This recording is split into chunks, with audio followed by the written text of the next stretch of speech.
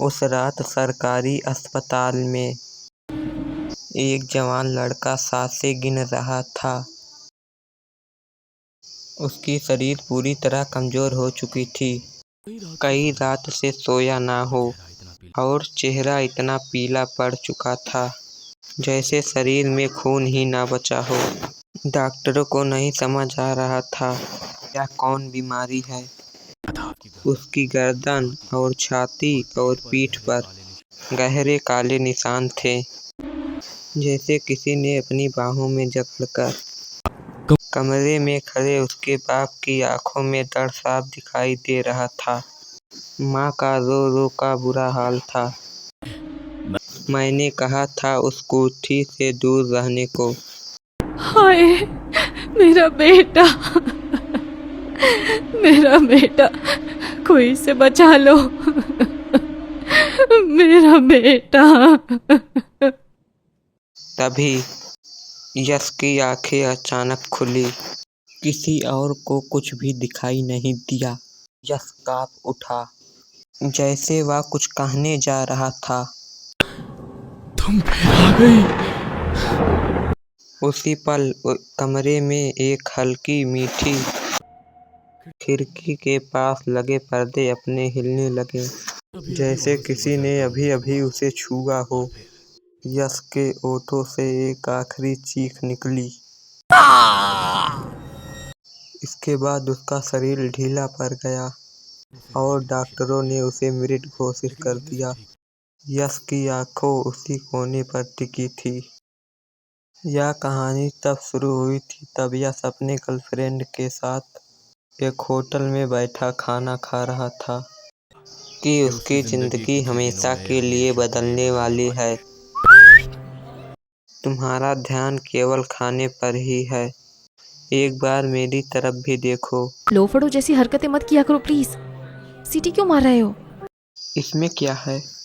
आओ अच्छा एक सेल्फी लेते हैं, मैं अपने इंस्टाग्राम पे डालूंगा। यश दिया के तरफ आगे बढ़ता है और उसके कमर पर हाथ रखता है। दिया यश का हाथ झटक देती है। बार मना किया है यश कि मुझे ये सब पसंद नहीं है। कितने लोग आ जा रहे हैं, ऐसे चिपका चिपकी अच्छा लगता है क्या? तुम कितनी बोरिंग हो यार। गलती कर दी।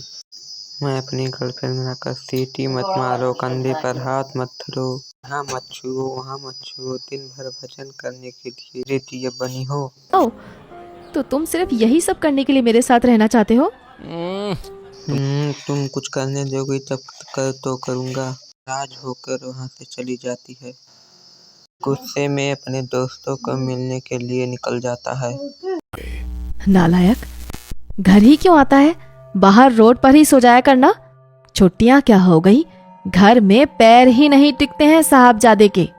कमरे में आकर यश कमरे बंद की और लेकिन उसके आंखों में नींद का नाम और निशान नहीं था।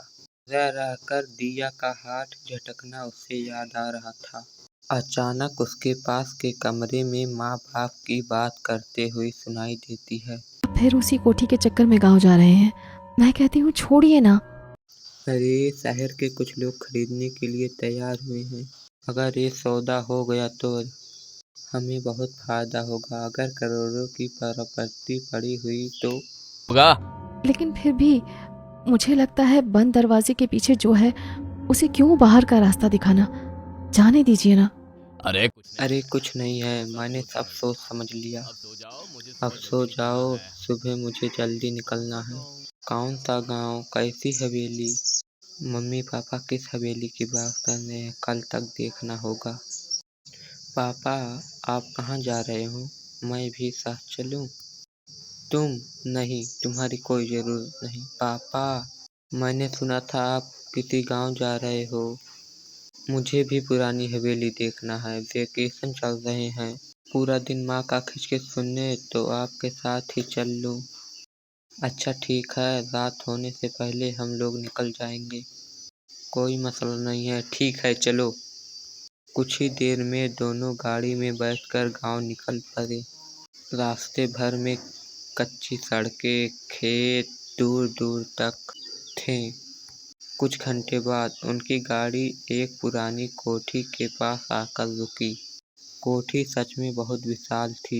ऊंची कमरे, जंग लगा हुआ लोहा का भेड़, लंबा सा आंगन, दीवालों पर काई जम चुकी थी, खिड़कियों के शीशे धूल से ढके हुए थे। फिर भी हवेली अपने समय में क्या आलीशान रही होगी। ये हमारी कोठी है पापा।